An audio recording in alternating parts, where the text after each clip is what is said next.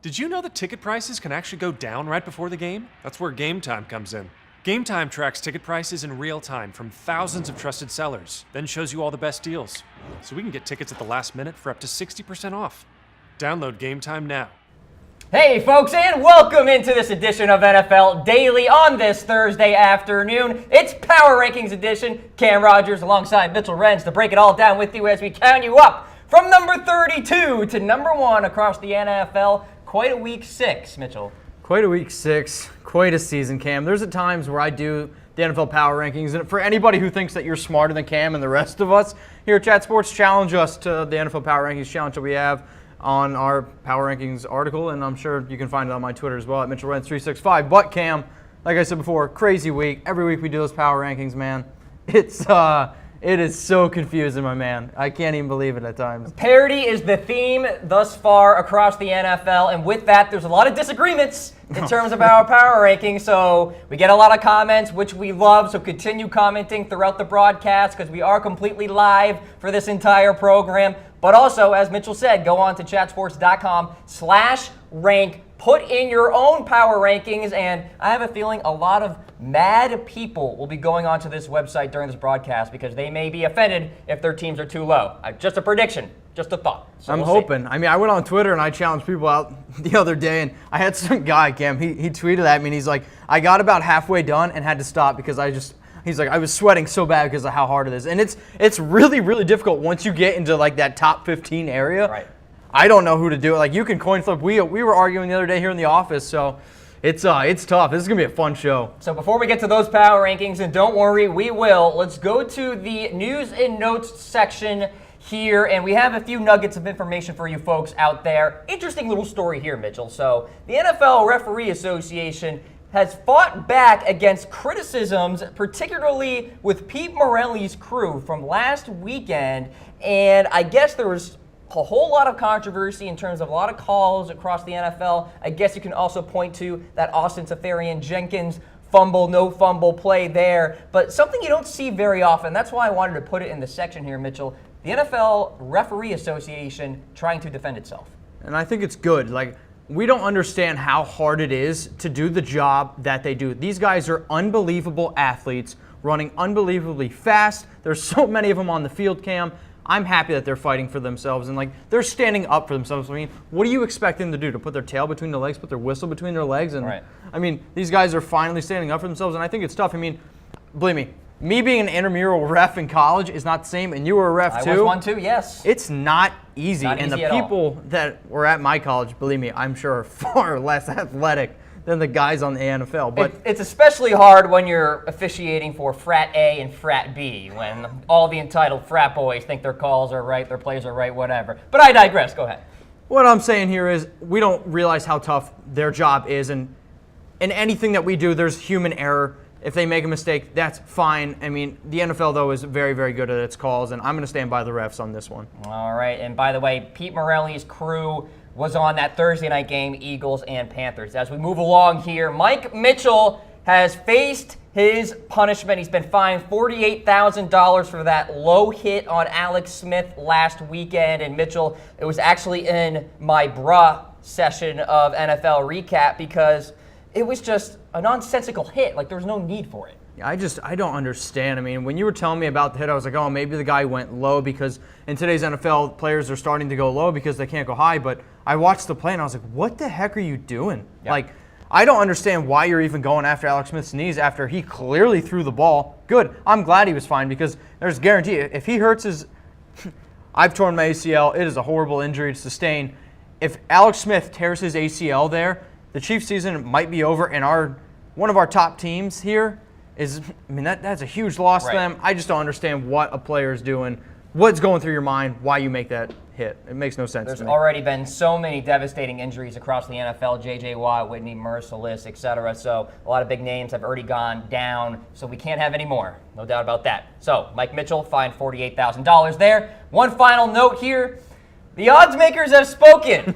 If indeed Jerry Jones will bench a Cowboys player or Cowboys players for sitting or kneeling during the national anthem, the odds are officially out. It's plus 600 for yes, Jones will bench a player, minus 1,100 for no, he will not bench a player or players. I have no idea what those numbers mean. All the gambling aficionados out there, I'm sure, do know. But there you go. So Vegas has spoken. Vegas has spoken, and it's this thing. I remember writing this article. We're at this point, Mitchell. You can literally bid on anything, Cam. Like, the fact that we can bid on something like this just makes me giggle internally. Like, you can't even believe right now. But I just think if there's one team in the NFL who I'm going to tip my hat to on how they've handled this entire situation, it is the Cowboys. I mean, I think them taking a knee together as a team before the national anthem and then standing for the national anthem is great.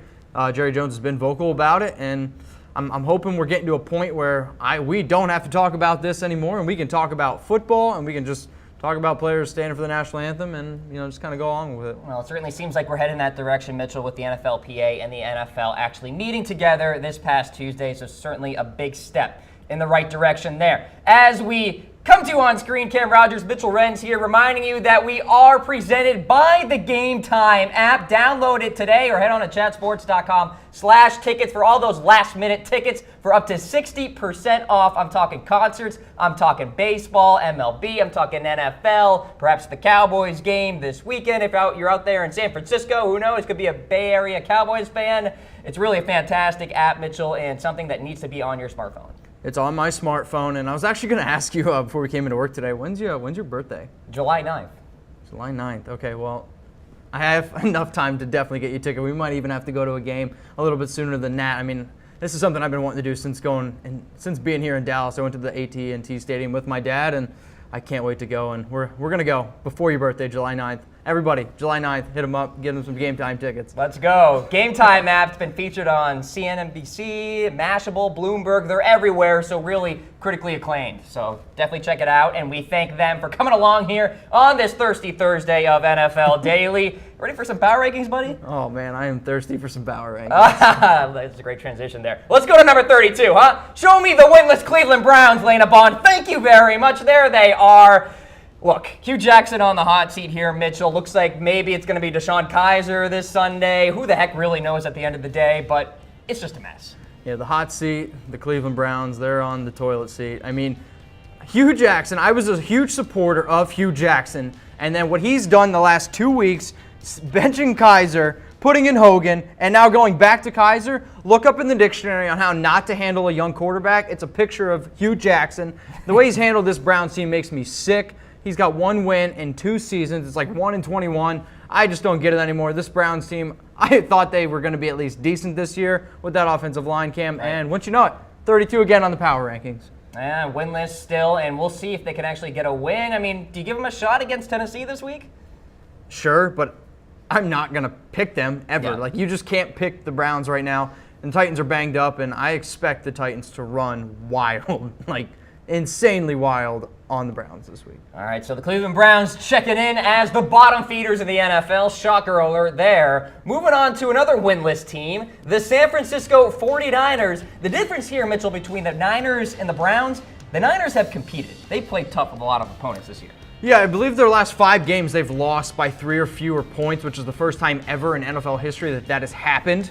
So when you see something like that, like sooner or later they're going to have something fall their way, a ball bounce the right way, but they don't really necessarily have the easiest schedule ahead. I mean, yeah, they play the Cowboys this week, but I think the Cowboys are going to take care of them. They do play the Giants, I believe, in 2 weeks, but new quarterback now with Beathard, and hopefully he can get this offense rolling a little bit, but, I mean, that defense is still not playing all that well, and 0-6, man. It's another rough year for the San Francisco 49ers. And, of course, Navarro Bowman no longer with that team. He moved on to the Oakland Raiders. We'll talk about the Raiders later in the show, of course, but we bring in a reaction poll here about the Niners. How many games will San Francisco win this season? Reminder, they are 0-6 right now, so the best they can do is 10-6, but that's not going to happen. So we cut that off. We have 1 through 3. Give us a heart for that. A wow face for 4 through 6. A laughing face for 7 through 9. Heck, if you think they're going to win more, go ahead and throw in a comment and say they're going to win 10 games. But it's not going to happen. What do you think? I mean, if they win 7 through 9 games, Cam, you have my word. I will call Joe Flacco up personally, and I will ask him to be my Valentine, because that will never happen, 7 to 9. I mean, I think you have to throw up a heart here, 1 to 3 games. I mean, I don't know the last time the 49ers even won 3 games in the last 10. Like, it's Not going to happen. 49ers throwing up a heart.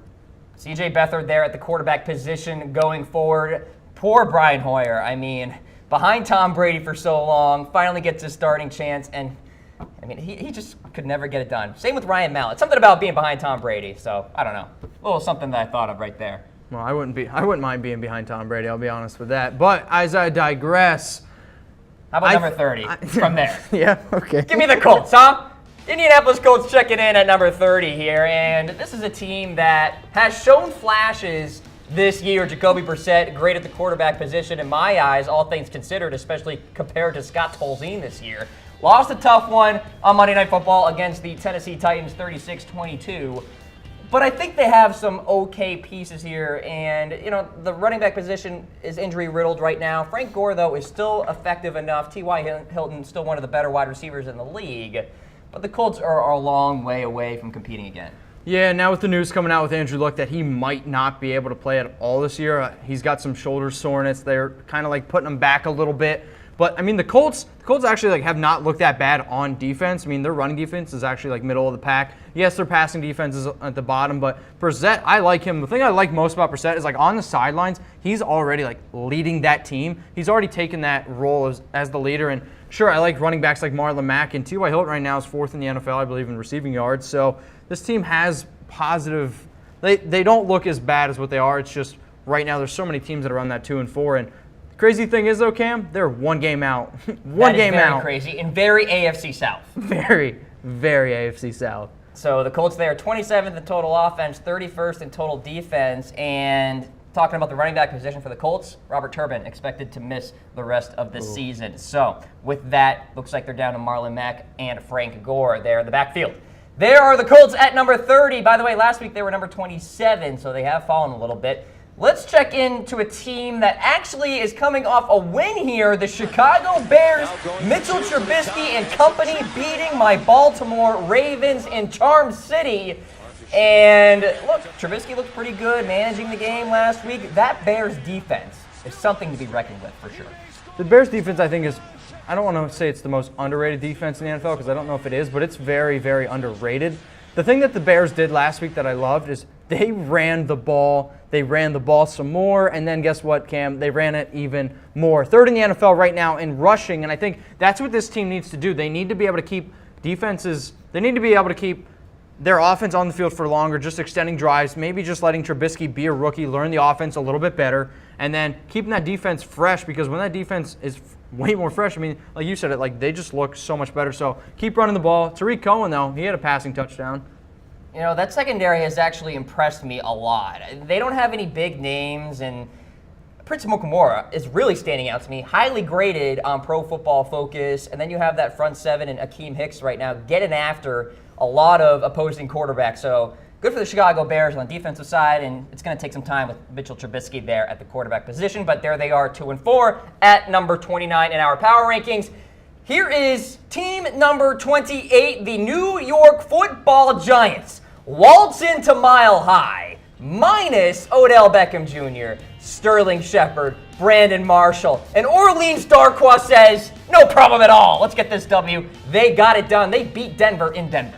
Could not believe what I saw. I was in a fantasy football league, needed 4 points from C.J. Anderson, and my life was just crashing down on me, Cam. Of course the Giants go into Denver without their best wide receivers, and of course Orleans Darkwa. Orleans Darkwa runs all over the Broncos, who have held really, really solid running backs this year, like Melvin Gordon, like Zeke Elliott, to under 100 yards, and wouldn't you know it, Orleans Darkwa. Unbelievable. Giants win. That's just been the way this season's gone. And the Giants reshuffled their offensive line prior to that Denver game, and Ben McAdoo passed along his offensive calling duties, if you will. So some changes there, and it looks like it worked. We'll see if it's too little too late as we bring in a weigh-in here and ask you folks at home, is it time to say bye to Eli Manning? And Mitchell, he's been a big part of our lives watching football, winning Super Bowls, etc. But is it time to turn the page? That's a really, really tough question, Cam, because I think right now, I don't think you can put it all on Eli Manning's shoulders. I mean, we don't really realize how bad that offensive line is, and they're just not giving him enough time, and the running game wasn't there. And sure, Eli didn't look as good as what we've seen him in the past years. I mean, this entire season, he just hasn't looked all that great. But he got a W in a tough matchup against Denver because their running game finally got going. The offensive line actually blocked for him half decent. And, I mean, it wasn't all on his shoulders. And I like you said, McAdoo wasn't calling the plays, and I think that really, really helped out the entire team. So is it time to say goodbye to Eli Manning right now? No, but, man, I can't imagine he's a Giant for another 2 years. That would surprise me because I think he's definitely he's probably near the end of his career. And it's tough to see, too. By the way, the rest of that quarterback depth chart for the Giants, you got Geno Smith, that's the backup, and then Davis Webb out of California, third-round pick. Would really like to get Tom Downey's thoughts on Davis Webb. Maybe we'll bring up his comments later in the show. But he's throwing the thumbs down already here in the studio, so that tells me enough. But throw in your comments, ladies and gentlemen. We'll pull them up on the broadcast as we go along here to number 27. The Tampa Bay Buccaneers waltzed into the big toaster against the Arizona Cardinals and threw up a stinker. Things to watch here. Jameis Winston, AC joint injury. Looks like he's going to be good to go on Sunday, but still, that offensive line is not very good. Pro Football Focus has it as one of the worst in the league. And when you don't have time, Jameis Winston can't get the ball to the likes of Cameron Brate and Mike Evans, etc. That defense is solid. The front seven's pretty good. Hargraves has been a disappointment, though, at corner. Overall, Tampa Bay, they're an average team in my eyes. I think they're an average team as well, and I actually thought their offense would be a lot better, and I'm actually very disappointed in the way Dirk Cutter has been running this team and this offense. And I mean, I think Jameis Winston is a guy who can really stretch the field, and he's a guy who the last 2 years has led the league in air yards. I mean, this guy likes to stretch the field, and you add a guy like Deshaun Jackson who can stretch the field, but they need to use Deshaun Jackson in smarter ways and get the ball to Mike Evans. Yes, Doug Martin's back now, but the thing that's killing this Tampa Bay team is the defense. The defense right now is the Achilles heel of this team, Cam. Yes, they're banged up. They had some guys back last week, but there is no excuse on why you're giving up this many points to the Arizona Cardinals of all teams, and just they're getting absolutely torched by wide receivers this season. I mean, it's really not even close. Numbers like that they give up from wide receivers. I mean, it's embarrassing. They need to start locking it down on defense. And Brent Grimes is still solid, but he can't do it all himself there in the secondary. So Tampa Bay having some problems in the back end as they travel to the Ralph, if you will, to battle the Buffalo Bills in Week 7. There are the Buccaneers at number 27, falling from 21 last week. Here is a team coming off a bye, the Cincinnati Bengals. They have to get their act together for a big game against the Pittsburgh Steelers this week.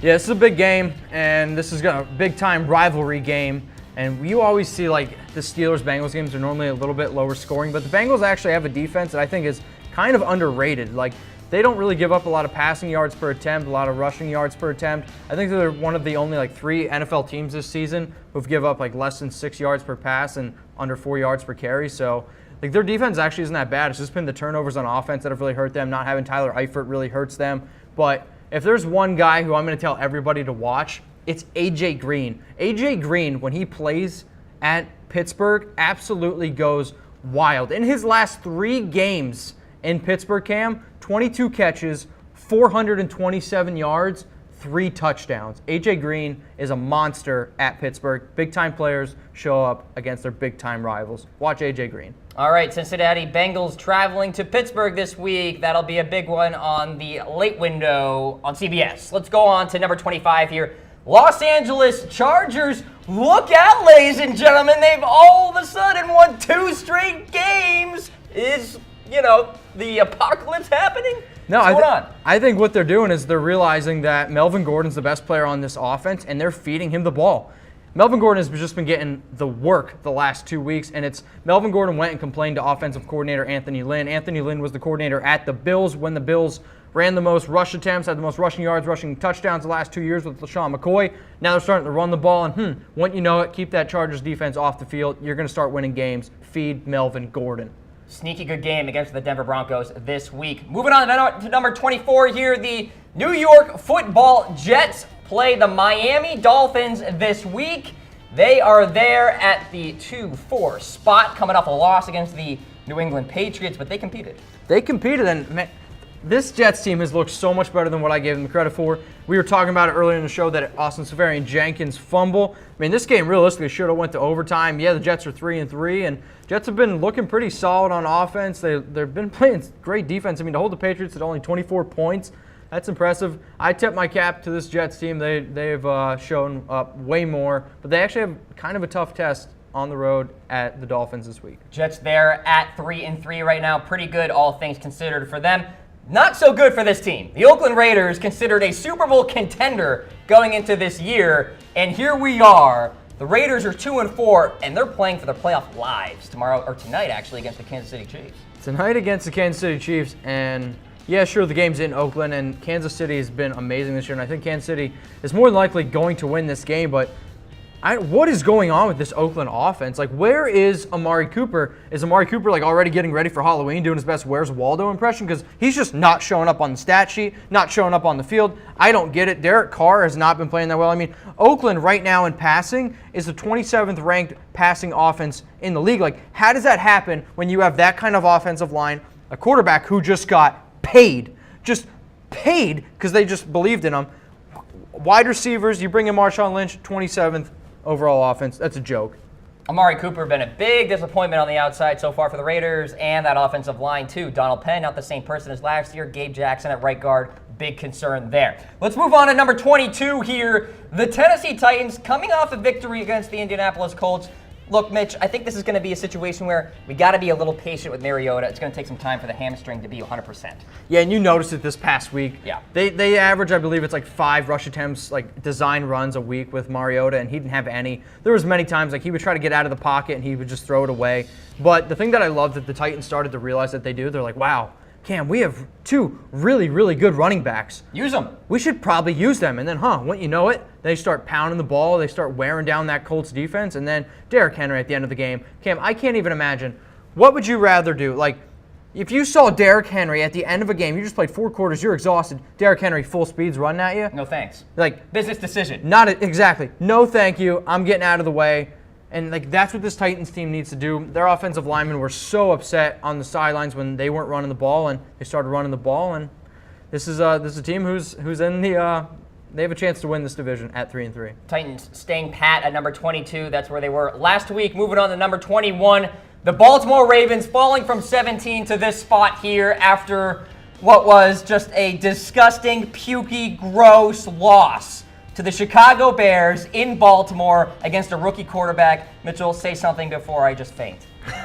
And there he goes. So the Ravens, though, I think what's killing the Ravens is offensively, and I know like you get mad at me for ripping on your man Flacco, but he just has not been good. He's not carrying this offense the way that he needs to, the way that he's getting paid to, but that defense is still the typical Baltimore Ravens defense. They're tough-nosed defense, stopping the run, pretty decent against the pass, and Flacco just needs to bring up his efficiency. I understand his receivers aren't that great, and yeah, his running backs right now are just he's got so many different running backs. But if this Baltimore Ravens offense can just figure it out a little bit more, they're going to be a lot better of a team. I'm certainly not one to provide caveats or footnotes here, but the Ravens, most members on IR on a single team in the NFL. So there you go, injury-riddled team right now. So Ravens there at number 21. Let's recap what we have so far. If you're just tuning in here to NFL Daily on Chat Sports, let's take a look at 32 through 29. Browns, the Niners, both winless. The Colts at number 30, Chicago Bears at number 29. There are the Giants at 28, coming off that big win against Denver. Buccaneers at 27, Cincinnati at 26. There are the Chargers at number 25. Jets at 24, Raiders disappointing at 23, Titans at 22, and the Baltimore Ravens at number 21.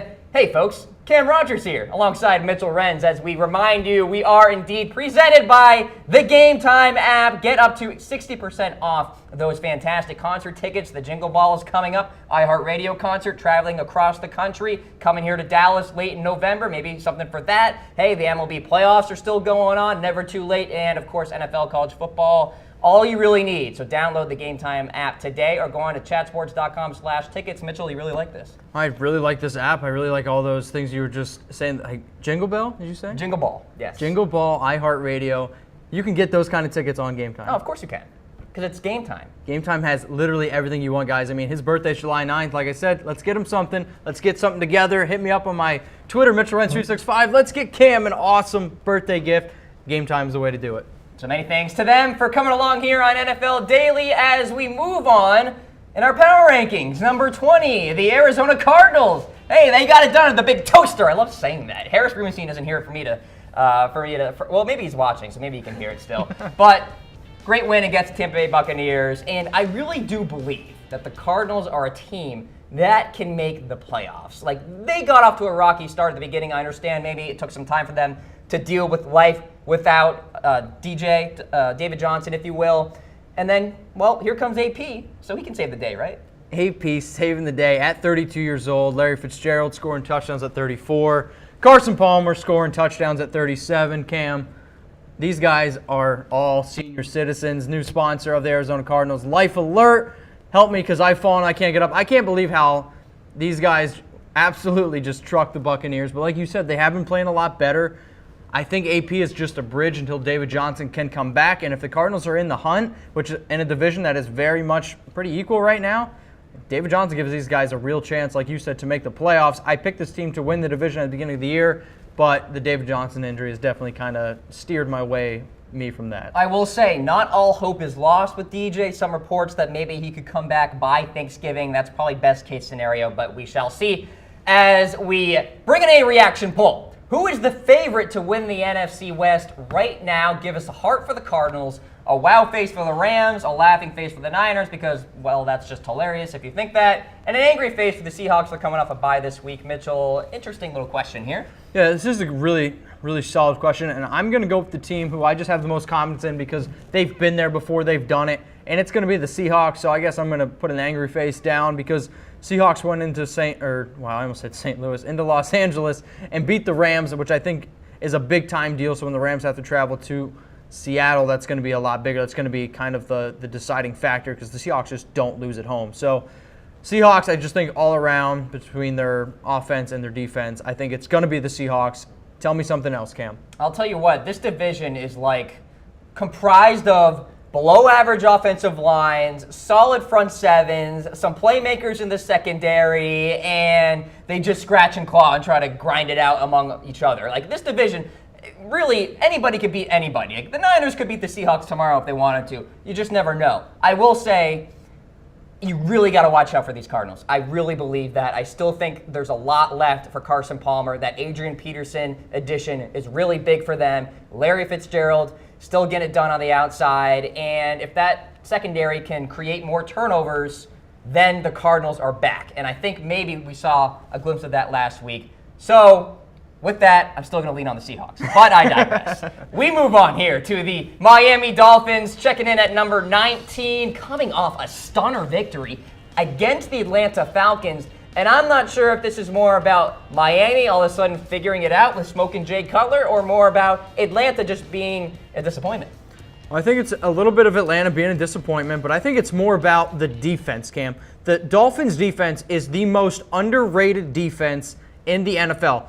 The Miami offense is the worst offense in the NFL, averaging the least amount of yards, points, across the board. These guys just have not been good on offense.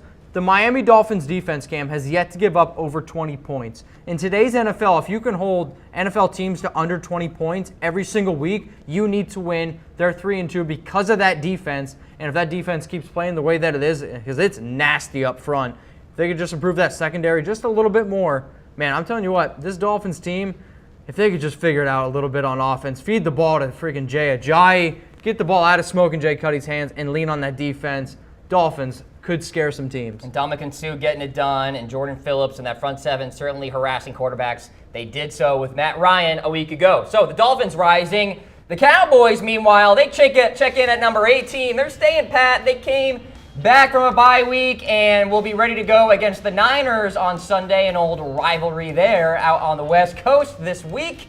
Thoughts of the Cowboys here, Mitchell? I mean, a lot of hysteria after a couple of bad losses so far this year. You got the Ezekiel Elliott situation. He's going to go this week. Probably will go against the Redskins too. Then it's a big question mark from there. But the facts are the facts. Cowboys are at 2-3. They're below 500. 2-3, which is kind of surprising to me. I mean, I knew they had a very tough schedule. I think they actually, coming into the season, had the toughest schedule in the NFL. But Dak has been very solid, and Zeke has not been as good from a statistical standpoint that we've seen in the past, and I believe it's due to that offensive line losing those key pieces. But this is a Cowboys team who they do get back Sean Lee this week, and that's going to help out that defense immensely because he's the quarterback of that team. So keep the defense off the field, feed the ball to Zeke, let the man eat, and that's how the Cowboys are going to win games, and that's how they're going to win this week against a weak 49ers team. Okay, approaching the middle of the pack here in our power rankings. How about the Detroit Lions? It's just kind of a gross performance against the New Orleans Saints in New Orleans last week, Mitchell. And Matt Stafford, the richest man in the NFL right now, 3 interceptions in that game. Matt Stafford can't play against good teams, period. He just can't. 4 wins, 49 losses against teams with winning records, and yet he is the highest paid player in the NFL. That makes me sick. Gross. Move on. Mic drop. Lions checking in at number 17, falling from number 10. How about this team here? Smack dab in the middle, but I think they could be rising. The Houston Texans, Deshaun Watson is big time. DeAndre Hopkins is thanking his lucky stars that Brock Osweiler is no longer under center because Hopkins is getting it done at the wide receiver position. And that defense still finding a way without J.J. Watt. Still finding a way without Watt. Losing Merciless is also going to hurt that defense just from getting after the quarterback standpoint, but Deshaun Watson, ever since Will Fuller has come back, Will Fuller was a guy drafted in the first round out of Notre Dame. He's got elite kind of speed. He's really just stretching everything out, opening things up for Deshaun Watson, who, yeah, sure, he might not have the strongest arm, but he is picking apart defenses right now. 15 passing touchdowns. But from a yard standpoint, this is the thing that I think is interesting. From a yard standpoint, the Houston Texans are not that high in like total yards, especially passing, but they're scoring points. So like when they get a chance to score, Cam, they convert, scoring 29 points a week, second highest in the NFL. Deshaun Watson right now, I believe, is the top runner for Rookie of the Year. Efficiency is key, and the Houston Texans are indeed efficient right now. From one AFC South team to another, the Jacksonville Jaguars low-key had a playoff preview type of game last week against the Los Angeles Rams. And the fact of the matter was, Leonard Fournette was good. Blake Bortles was Blake Bortles. But they ended up losing that game overall, and a team that, you just can't figure out yet. That's my biggest thing. Like, there's some weeks I watch the Jaguars and I'm like, man, because I picked the Jaguars to win this division because of that defense. So when I watch this Jags team, I'm like, there it is, they're ready, they're gonna make the step. They beat the Steelers by 21 points, and then like they lose games to the Jets. And not that the Rams are a bad team, but they just weren't as good in that game. So the Jags, if they could just show up every week and play, man, that's what we need because this defense is amazing. Jalen Ramsey and A.J. Boye, 2 best cornerbacks in the league right now. So I like this Jags team. Folks, we want you weighing in. Are the Jaguars a legitimate contender in the AFC South? I think you have to say yes. Like, you got to give them that much. Sure, they can contend in that division. Are they a legitimate contender in the AFC? Well, no. I mean, think about Blake Bortles in a playoff game. But, yeah, you said it. Calais Campbell, Malik Jackson. And the secondary is fantastic, too. Just a great defense on all 3 levels. So the Jaguars there at number 15. Green Bay Packers took a big tumble with good reason. There they are at number 14. Aaron Rodgers, broken collarbone. Quote, a chance he could return. But they probably won't roll the dice with that because I doubt the Packers will be in the hunt later in the year. I almost want to take a moment of silence because, like, this stinks, man. This stinks for the NFL. Yeah. This stinks for the Green Bay Packers. We don't get to watch Aaron Rodgers, the best quarterback in the NFL right now. What he can do, what he does for this team, what he does for the NFL, it stinks, man. And it hurts. I don't even want to talk about it. It makes me want to choke up. Well, the Packers lost last week against the Vikings 23-10, and now 22nd in the NFL on offense. You can only think that that's going to go lower as Brett Hundley continues to play more games for the Green Bay Packers at the quarterback position. So there they are at 14. How about this team, though? This team is red hot right now. The New Orleans Saints scored 58 points a week ago against the Detroit Lions, or 52 points, excuse me, and top 10 in offensive rankings. Defense getting a little better here. Now they play at Green Bay. No Aaron Rodgers in that one. Yeah, I mean, the Saints team, if you would have told me the Saints would score 52 points and Drew Brees would have under 200 yards passing, I would have said, Cam, whatever you're drinking, get me 2 of them. Because that just doesn't even make sense to me. But what are the Saints? The Saints scored 3 defensive touchdowns last week. Like, they've been playing pretty well on defense. And they've had some tougher matchups. They keep playing, and I'm a Drew Brees lover. Drew, if you're listening to this, if you're watching this, anytime you're in Dallas, you want to go out for some drinks or some food, man, it's on me. Big Drew Brees fan. Love, the Saints have been playing well. Not as high on them as Tom Downey is, but this team, I think this team's going to win the division. Cameron Jordan getting it done on that front line for the New Orleans Saints, and that run game really starting to find a good track right now. So, Saints at 3-3. Let's recap what we have so far in our power rankings, folks. There are the Cleveland Browns and the Niners, 32-31 respectively. Colts at 30, Bears at number 29, Giants checking in at number 28, Tampa Bay Buccaneers at 27, Bengals at 26, Chargers at number 25. 24 through 21 here, Jets, Raiders, Titans, the Baltimore Ravens, and the Arizona Cardinals at 20, Miami at 19, Dallas Cowboys staying pat at 18, Detroit falling to number 17, Houston Texans at number 16, Jacksonville at 15, Green Bay there at 14, taking a tumble, and the Saints at number 13. Let's get into the big timers in the NFL right now, Mitchell, and you really don't associate big timer with this team. The Buffalo Bills coming off a bye, and they have a big one against the Tampa Bay Buccaneers at home this week. They do, and the reason why they're in this list is because of that defense. I believe they're giving up the fewest amount of points right now in the NFL. Tyrod Taylor's been efficient. LaShawn McCoy hasn't scored as many touchdowns. Losing Charles Clay is really going to hurt them, so I'm interested to see how they do coming off this bye, but I mean, as long as they keep running the ball, as long as they can just not turn over the ball, I mean, this defense has been playing well enough that's going to keep them in games, and I think they're going to be able to play well against the Bucs, and I'm picking the Bills to win this game. Marcel Darius, Shaq Lawson and company getting it done in the front 7 for Buffalo. They're there at number 12 there. Going on to number 11, the Denver Broncos lost to the New York Giants, a winless team on Sunday Night Football, and we were like apologizing for NBC before the game. Like, we're so sorry that you have this game because Denver's going to kill the Giants. All of a sudden, hold on a minute, Denver's flawed, Mitchell. I couldn't even believe what I watched in this game. The Broncos, they came out flat-footed. They thought the Giants were just going to roll over. And yeah, like, I don't blame them. The Giants have looked horrible. They're missing a lot of pieces, but the Broncos will not win games, Cam, when Trevor Siemian throws the ball 50 times. I understand they were losing most of this game, but you weren't losing enough to where you just totally abandon the run and just keep passing. In the last 12 games, the Denver Broncos are 8-0 when C.J. Anderson gets 12 carries or more, and they're 0-4 when he doesn't. Yes, a lot of that is, I guess, like chicken or the egg kind of thing. Like, sure. It's a lot of game script. But at the end of the day, C.J. Anderson is this Broncos team, you run the ball with C.J. Anderson, you play solid defense, because then your team, who we know they can get after the quarterback, when teams have to pass against the Broncos, that's when teams really struggle. I don't understand the play calling from the coaching standpoint all the way down. Broncos came out flat-footed, and they deserve to, in my opinion, to be even lower. So they'll play the Chargers this week in Los Angeles. Time to get into the top 10 here, and we will start with the Washington Redskins coming off a victory against the San Francisco 49ers. Offensive line is very underrated, perhaps a new era of the Hogs, if you will, like the 90s there, Mitchell, but this front 7 is really good. Tough news, though, with Jonathan Allen. Yeah, Jonathan Allen, that's really going to hurt. Solid rookie out of Bama, so that's a tough one to swallow for them. But this Washington Redskins team, on offense especially, they are super dynamic, and they don't really have anybody that's starring right now besides Kirk Cousins and Chris Thompson, but they're spreading the ball out really well, making it really tough for defenses to kind of scheme on one guy. The running backs have been okay, and the defense has been playing a lot better than I think what we've all expected, but man, they get a real good test this week against the Philadelphia Eagles. I will be glued to that game. Monday Night Football, baby. It'll be a big one there in Philadelphia. Let's check in with number 9 here, the Atlanta Falcons. So here we are, Mitchell, and there have been years where we're like, okay, are the Falcons for real? And it turns out they're not. Could this be one of those years? They lost to Buffalo at home, and now coming off a loss against the Miami Dolphins at home. What's going on?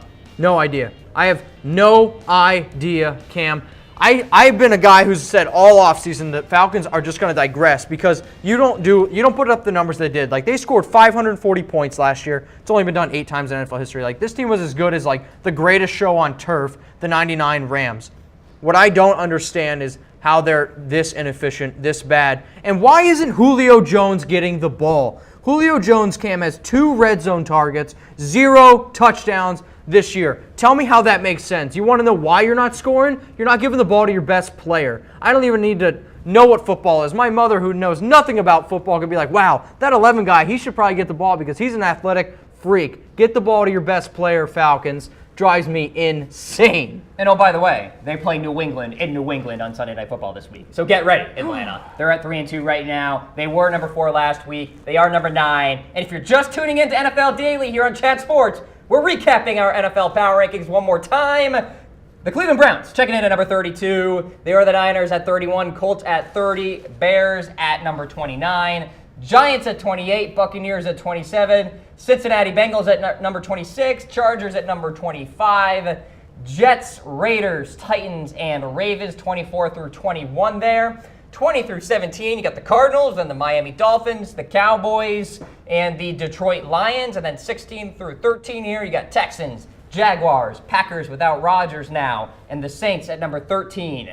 Then the Buffalo Bills at number 12, Denver, tough loss last week, now 11, Redskins at number 10, and the Atlanta Falcons at number 9. 1 through 8 coming up very soon, but hey, Cam Rogers here alongside Mitchell Renz on NFL Daily, presented by the Game Time app.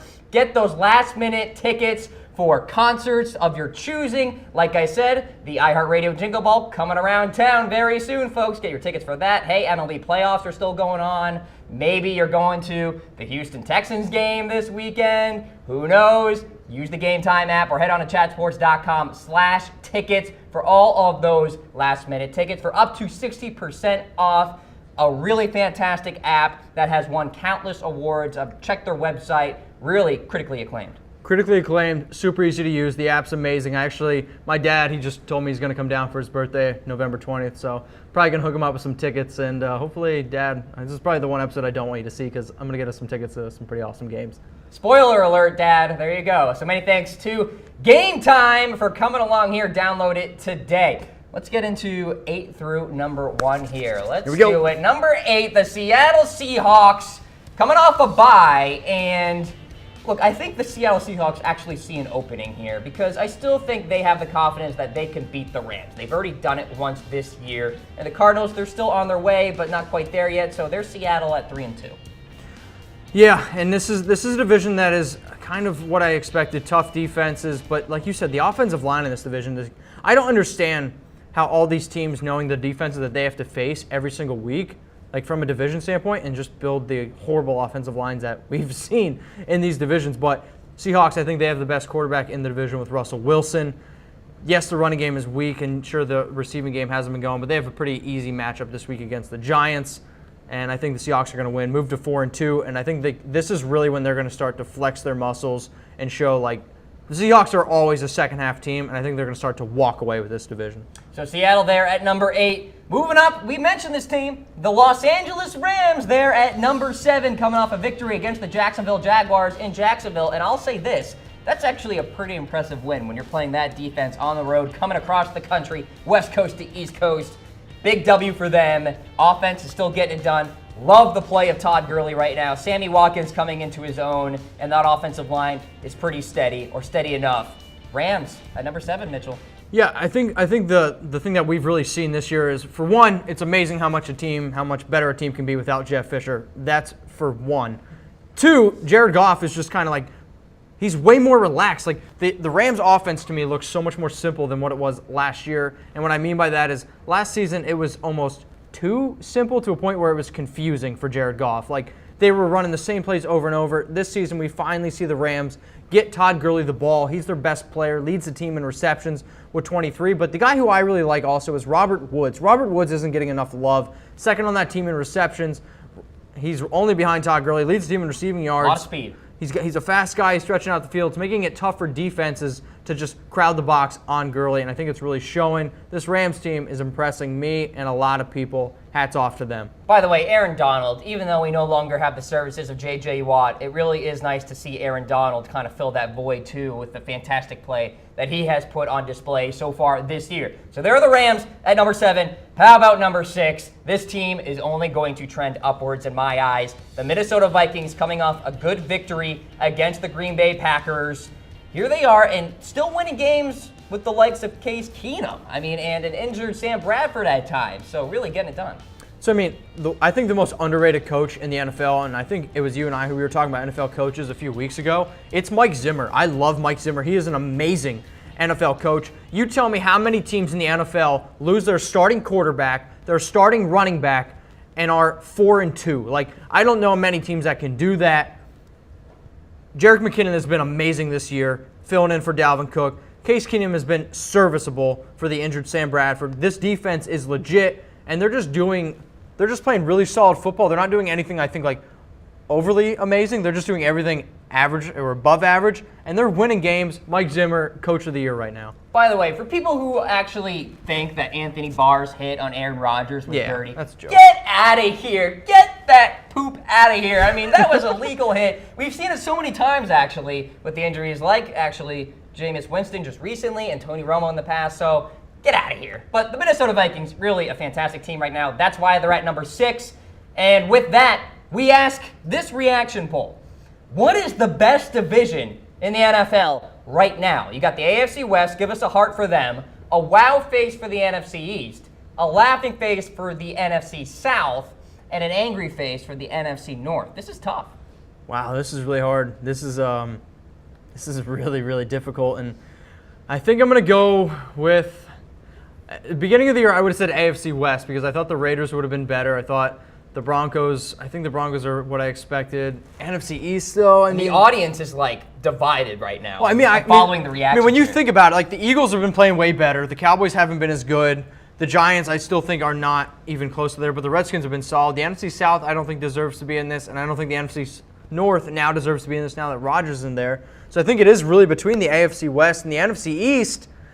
Can I throw up a heart wow face? No, you cannot. Pick one. Pick one? You're the analyst. I'm going to go with the AFC West then because I just think the Chiefs are the best team in football. No, I'm going to go with the AFC West too. I really believe that there is a lot of talent top to bottom there in that division. Even the Los Angeles Chargers, I'm really not counting them out at 2-4 right now. So give me the AFC West. I'm throwing out my hearts. Ladies and gentlemen, keep throwing up those reactions. We'll be tracking them. I'm seeing some laughing faces. So a lot of NFC Souths, I guess. So there you go as we head inside to the top 5 teams in the National Football League. Here we go, number 5. This team coming off a loss, but still really good, and they battled arguably one of the better teams on Thursday Night Football just recently, the Carolina Panthers. Yeah, I thought the Panthers hung pretty tough with the Eagles, and the Panthers right now are playing with a certain kind of swagger, if you will. I think this team is really, really driven off of swagger, especially Cam Newton. Cam Newton actually statistically has better numbers this year than what he did his MVP season. I encourage anybody to look up those numbers. But this team is playing physical football. They're running the ball. They're smashing people in the face on defense, and that's what this team needs to do. Once Carolina realizes that we're not an aired-out team, this is going to be a team where, like I said, they have confidence, they're showing it, and they're just playing really solid football. A lot of teams in the NFL right now don't have identities. We know what Carolina's identity is. It's physical, smash you in the mouth type of run game, air it out a few times with Cam Newton, maybe a little trickery here and there, and then that front seven in a secondary that is actually pretty good right now. All things considered, the last couple of years it actually hasn't been all that great. Sans Josh Norman, if you will. Now it seems to be coming into their own. Panthers there at number 5 in our power rankings. Despite that loss last week, they are staying right there. Let's move along here to number 4. A team that is just Jekyll and Hyde, losing to the Jacksonville Jaguars at home. Ben throws 5 picks. Then waltz into Arrowhead, get the win, go figure. Pittsburgh Steelers at number 4. Yeah, I don't get it, man. And I literally don't get it because when you look at this team on paper, you're like, this team is offensively amazing. Le'Veon Bell, Antonio Brown, Martavis Bryant, I understand hasn't showed up, but he still does so much for a team. But I think the thing that I saw that the Steelers did this week that they were not doing in the past. I think they were almost trying to spread the ball out too much. This week they said, okay, Antonio Brown, Le'Veon Bell, go win us the game. They gave the ball to their best players as many times as possible. And this Steelers defense right now, I was saying it to Jordan Giorgio on our show that I think this team's a little bit overrated, but they showed up and they just balled out against a Chiefs team who I think is really solid. And currently right now the number one pass defense in the NFL, the Pittsburgh Steelers. A great front seven, too. Really know how to get after the quarterback there. So Pittsburgh, they're at number 4. Here is number 3. The New England Patriots waltzed into MetLife last week, got the victory against the New York Football Jets. It was tight, but they always are, especially on the road for the Patriots against the Jets. Look, when you're in a situation, Mitchell, where just the differential in talent among all these teams is so small, you almost have to put the Patriots somewhere at the top, right? Like, this hurt to do. Like, when I was doing my power rankings, I remember thinking to myself, are the Patriots really the 3rd best team in the NFL? And then I was like looking through all these, like, just from 3 through 10 and super confused. And I was like, I guess we are at that point. I mean, the Patriots realistically should have went into overtime against the Jets, but they did win the game. Good teams, I guess, find a way to win games. And Patriots right now, I think, are the best offense in the NFL. And as long as they got Tom Brady, number 12, slinging the ball, I don't know how many teams I'm going to pick over Tom, especially the closer and closer we get to the playoffs. We always have our regular watchers here on Chat Sports. One of them, Jason, saying, what have I been saying about the Eagles? Jason, you are right, my friend. You have been right all along. Maybe it's because you've been listening to me. Just kidding. I probably haven't been saying so much about the Eagles as you have in terms of the positivity and the greatness that they have put on display this year. Oh, did I just mention the Eagles? Let's bring them up. There they are, number 2. Way to go, Jason. You nailed it. Philadelphia Eagles, perhaps the best team in the NFC right now, Mitchell. I think they are the best team in the NFC, and I think it's surprising to me because I knew Carson Wentz would take a step forward, Cam, but I didn't expect him to take a leap forward. This man has jumped forward one small step for the Eagles, one giant step for Carson Wentz. He has been unbelievable carrying this team. Yes, they went in the offseason. They picked up guys like Alshon Jeffrey, like Torrey Smith. But Zach Ertz, man, Zach Ertz is the best pass catcher on that team, carrying that team on offense. LeGarrette Blount, Cam, has been running with aggression, averaging 5.6 yards per carry. He's got one game this year where he doesn't have over 12 carries. This offensive line is bullying people up front. That defense is showing up to play. I don't know how you pick another team in the NFC right now that Rodgers is hurt on the Packers, that's better than the Eagles in the NFC. And I think it's the Eagles pretty easily right now in the NFC. I really think the Eagles are revolutionizing the offensive line right now. A really athletic front 5 that is great in space, great with screen games. Jason Peters at left tackle, Lane Johnson at right tackle, Travis Kelce at center, Brandon Brooks even, pretty darn good at right guard, really getting it done in that front. And by the way, the run game isn't elite right now, Mitchell. A lot of it is on Carson Wentz and his fantastic decision-making right now. So props to the Philadelphia Eagles, but folks, we can't put them at number 1. Why is that? Because they lost to this team. The Kansas City Chiefs checking in as the top team in the NFL. We're a little forgiving here at Chat Sports with that loss against the Pittsburgh Steelers, a team seemingly the Chiefs just can't beat, but they crush everybody else. I mean, yeah, like I understand like they lost, so how can people be like, oh, like they lost, but they're still 5-1. They were the only team that wasn't undefeated. In the NFL, you're going to lose a game or two. It's just the way the NFL is. It's such a competitive league, and sure, the Chiefs, though, are still, Alex Smith right now has been amazing. I don't think he's turned the ball over yet. Kareem Hunt is just absolutely just dominating on the ground. They're doing it in special teams, defense, offense. This team is going to be tough to beat, and if they keep rolling, I don't see many teams beating them. Like you said, maybe the Steelers, but I think you have to say the Chiefs or the Patriots right now are the top favorite in the AFC. My main concern for the Chiefs going forward, can they defend the run? They just got bullied up front last week against Pittsburgh, where Le'Veon Bell ran wild. Something to monitor going forward, Mitchell. So there you go. Kansas City Chiefs at number 1. They were number 1 last week. We'll see if they continue that way. Let's summarize the power rankings here, folks. 32 through 29. We got the Browns, Niners, Colts, and Chicago Bears coming off a win against the Ravens. You got the Giants, Buccaneers, Bengals, and Chargers. They're at 25. Jets, Raiders, Titans, and Ravens, 24 through 21. 20 through 17, Cardinals, Dolphins, Cowboys, and Lions. 16 through 13 here, Texans, Jaguars, Packers, and Saints. And then 12 through 9, Bills, Broncos, Redskins, and Falcons. Then you got the Seahawks and the Rams, a couple of NFC West teams, and the Vikings and the Panthers. And into the top 4, Steelers, Patriots, Eagles, Chiefs. Hey, do you have a problem with our power rankings? Well, do something about it. Head on to chatsports.com/rank. Submit your own fan-led power rankings. We'll show them during tomorrow's show, 6 o'clock Eastern Time, NFL Daily. Mitchell, am I right? You can't argue unless you vote. Unless you're Colin Kaepernick, so.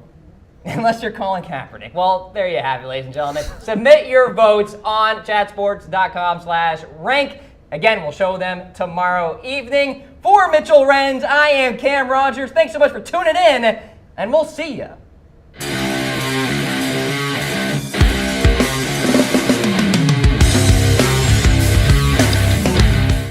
Did you know that ticket prices can actually go down right before the game? That's where Game Time comes in. Game Time tracks ticket prices in real time from thousands of trusted sellers, then shows you all the best deals. So we can get tickets at the last minute for up to 60% off. Download Game Time now. Hey folks, and welcome into this edition of NFL Daily on this Thursday afternoon. It's Power Rankings edition. Cam Rogers alongside Mitchell Renz to break it